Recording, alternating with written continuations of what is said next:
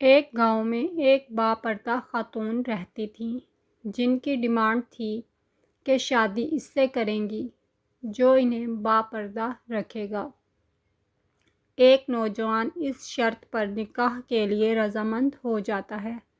دونوں کی شادی ہو جاتی ہے، وقت گزرتا رہتا ہے، یہاں تک کہ ایک بیٹا ہو جاتا ہے۔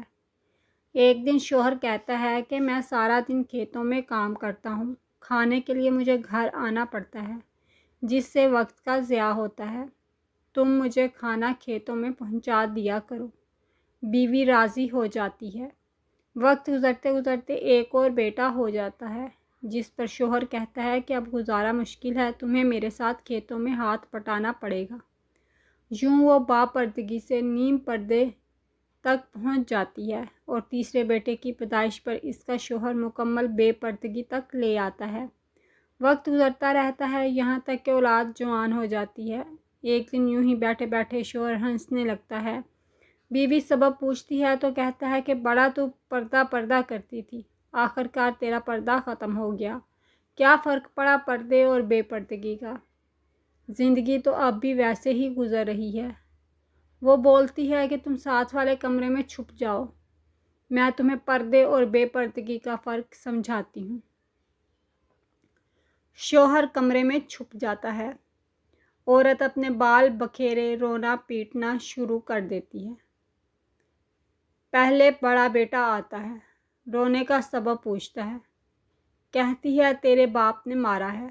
بڑا بیٹا ماں کو سمجھاتا ہے کہ اگر مارا ہے تو کوئی بات نہیں، وہ آپ سے محبت بھی تو کرتے ہیں، آپ کا خیال رکھتے ہیں۔